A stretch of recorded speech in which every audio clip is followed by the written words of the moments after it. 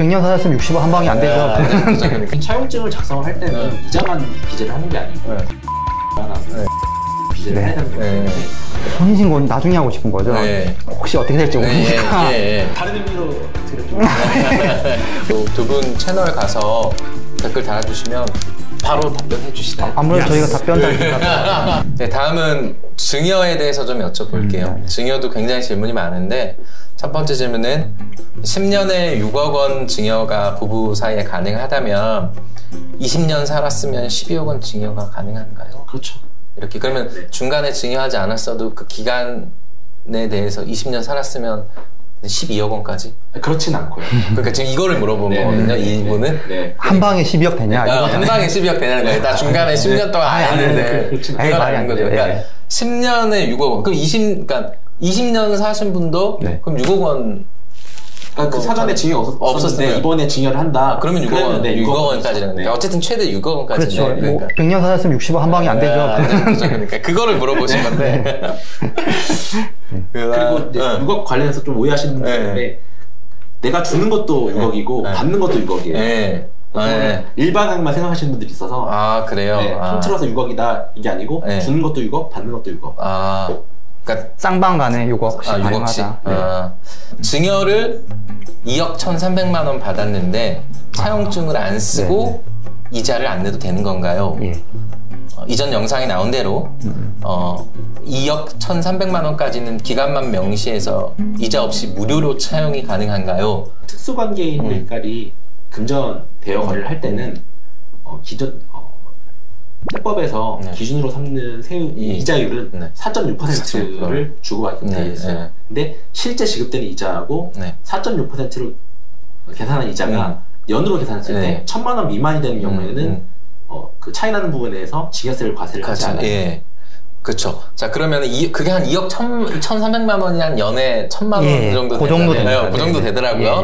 계산을 해보니까 그러면은 제가 만약 아버지한테 2억 1,000만 원 정도를 받았어요. 그럼 차용증을 안 써도 되나요? 차용증은 지금 쓰시는 건 맞겠죠, 당연히. 차용증을 쓰고 차용증을 쓰고 그러면은 그때 차용증을 어떻게 써야 되나요? 이자를 얼마씩 준다고도 써야 되나요? 사실은 2억 1,000 정도면 법상으로만 따지면은 이자가 1,000만 원이 안 되기 때문에 그 이자 부분에 대해서 또 다른 증여세는 없는데 근데 이제 문제는 이제 그런 거겠죠. 사실은 차용증을 썼는데 이자가 아예 없다라고 하면 이게 과연 차용증이 맞는 건지 약간 신뢰성의 문제도 있을 것 같고 이게 실질이 누가 봐도 이건 증여일 것 같은데 라는 부분에서 또 본다고 하면 그래도 대략 한 1%, 2% 정도는 이자를 좀 기재하시는 게 원금까지도 갚아 나가야 되는 건가요? 법에 이자율에 대한 규정은 있는데 뭐 원금 상환 방법이라든지 원금 상환 기간 이런 거에 대한 규정은 없어요. 그리고 빌렸다고 이제 저희가 소명을 하게 되면 그거를 뭐 그냥 인정하는 게 아니고 그 부채 사후 관리를 하거든요. 관세당국에서. 그래서 그걸 전산에 입력을 해놓고 뭐 1년에 한 번, 2년에 한 번씩 실제 이자 원금이 상환이 되고 있는지 그거를 관리를 해요. 차용증을 쓰고 금액 대여를 하는 경우에 매달 원금 플러스 이자가 원칙인가요? 아니면 금액에 대한 4.6% 이자만 납부하면 충분한 건가요?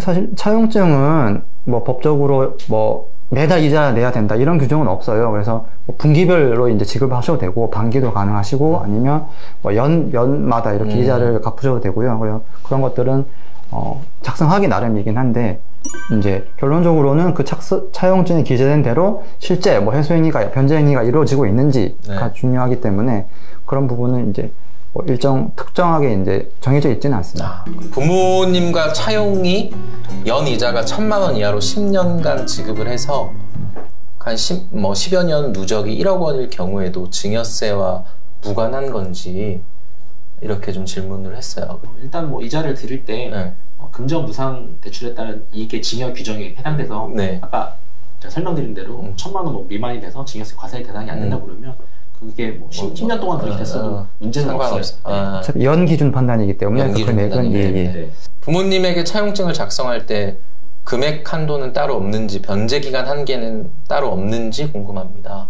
당연히 차용증을 작성할 때는 이자만 기재를 하는 게 아니고 당연히 변제 기간하고 변제 방법도 기재를 해야 되는 거기 때문에 그 부분 당연히 기재를 하셔야 되는 거고. 변제 언제까지 변제하겠다라는 걸 적어놔야 되죠. 그렇죠. 차용증은 당연히 적어놔야죠. 그게 없다면 증여나 진배 없기 때문에 사실은. 그럼 뭐 10년이든 20년이든 아니면 그럼 기간을 언제로 하던 언제까지는 갚겠다라는 기간이 명시가 돼야 된다는 거죠. 그렇죠. 그 부분은 이제 명확히 있어야겠죠. 차용증에 그걸 안 쓰신 분들도 있는 것 같더라고요. 그러니까 뭐 매달 이자를 얼마씩 낸다 정도만 해서 서로 도장 찍고 차용증 이렇게 하는 경우도 있는데 변제 기간 언제까지 갚겠다라는 거 확실히 들어가야지 좀 완벽한 차용증이라는 거죠. 차용이라는 게 여기 나중에 가난한다는 이유가 있는 거잖아요. 근데 그걸 기재 안 하면 그건 차용이 아니죠. 우선 지금까지는 저희 영상 댓글로 구독자분들께서 남겨주신 질문들을 좀 했고요. 지금부터는 이제 최근까지 이제 상담을 두 분이서 해오셨으니까 실수하는 사례, 그러니까 어떤 부분에서 실수하는지 한 번 더 짚어주시고 또 추가적으로 앞으로 9월 달에 강화가 될 텐데 어떤 것들을 좀 유의해야 하는지 좀 더 한 말씀 더 부탁드릴게요. 요즘에 자금조달계획서 제출을 하시고 나서 구청이나 한국감정원에서 소명 자료가 많이 날라오고 있거든요. 그래서 그런 분들을 제가 상담을 해보면 대부분 자금조달계획서 상에 현금 등 기타 금액에 좀 금액을 과도하게 기재를 하신 분들이 많아요. 상담을 할 때는 가급적이면 현금 등 기타는 작성을 하시지 말라 안내를 해드리는데 그러니까 저희 같은 이제 세무 전문가한테 상담을 받지 않고 공인중개사분들 조언이나 본인이 알아서 작성해서 제출하시는 분들은 그 현금 등 기타에 금액을 기재를 해서 문제가 발생되는 경우가 많아요. 아 그래요? 그러니까 사실 자금조달계획서는 꼭 세무사 상담이 좀 필요하겠네요. 최근에 좀 강화가 됐어요. 그래야지만 뭔가 이렇게 불이익을 혹시 모를 불이익을 줄일 수 있으시니까. 또 다른 게 있을까요? 이런 분들이 계신데요. 본인이 이제 형제가 많아서 뭐 한 5남매쯤 되는데 주택 구입 자금의 대부분을 다 차용을 하겠다. 뭐 누나, 형, 뭐 형수님, 매형 다 이렇게 해서 거의 뭐 취득 대금의 한 뭐 7, 80%, 8, 90%를 가족 간에 차용을 해서 하겠다. 뭐 주변에서 차용증만 제대로 쓰면 된다고 하더라라고 하는데 이렇게 되면은 안 되겠죠. 사실은 본인 능력에 비해서 본인 능력은 한 10%도 안 되는 그 자금인데 또 그 자금 원천을 대부분 이제 가족들 또 그것도 차용을 통해서 이제 주택을 구입을 고민하시니까 사실 그 금액 그 대부분은 실제는 거의 증여로 볼 수밖에 없어서 이 부분은 조심을 많이 해야 되겠죠. 금융기관 예금액에 본인이 예금한 금액을 이제 기재를 하게 돼 있는데 사실 그 금액이 100% 자기 자금이 아닐 수가 있거든요. 그렇죠. 그러니까 예전에 뭐 부모님한테 증여를 받았거나 그러니까 증여세 신고를 안 하고 뭐 그런 금액들이 녹아 들어갈 수가 있는데 그래서 금융기관 예금액은 본인이 정상적으로 신고된 소득에서 본인이 사용했던 신용카드 대금이라든지 현금영수증 발급받은 부분 그리고 뭐 보험료라든지 각종 세금을 내고 남은 금액이 결국엔 금융기관 예금을 가능한 금액이 되잖아요. 그래서 결국에는 금융기관 예금액이 내가 받은 연봉이 금융기관 예금액이 되는 건 아니다 라는 사실을 좀 아셨으면 좋겠어요. 만약에 연봉이 5억이다 굉장히 좋을 것 같은데 연봉이 5억이다 라고 하면 그 금액을 다 적으면 안 된다는 말이죠. 만약 연봉이 5억인데 난 1년에 4억을 써 이러면 남는 게 1억밖에 없잖아요. 그걸 넘어서는 범위는 기재를 하면 안 된다 보시면 될 것 같습니다. 이제 이런 분들이 계세요. 이제 신혼부부들이 또 주택 구입에 많이 힘들어 하는데 본인들 둘이 이제 그러니까 남녀 뭐 성별 차이 없이 소득 수준이 좀 차이는 나는데 또 공동명의로 이제 취득하는 게 요즘 또 트렌드다 보니까 공동명의로 주택을 취득하려고 해요. 그런데 혼인신고는 나중에 하고 싶은 거죠. 그러니까 혹시 어떻게 될지 모르니까 다른 의미로 어떻게 될지 모르니까 그래서 그렇게 되면 사실은 부부간에는 6억 원이라는 이제 증여세가 이제 비과세 구간이 있기 때문에 혼인신고를 미리 하고 이제 취득을 하면 그 금액이 왔다 갔다 자유롭게 가능한데 그래서 혼인신고를 먼저 하는 게 좋을까요? 안 하는 게 좋을까? 뭐 이런 걸 여쭤보시는 분들이 있더라고요.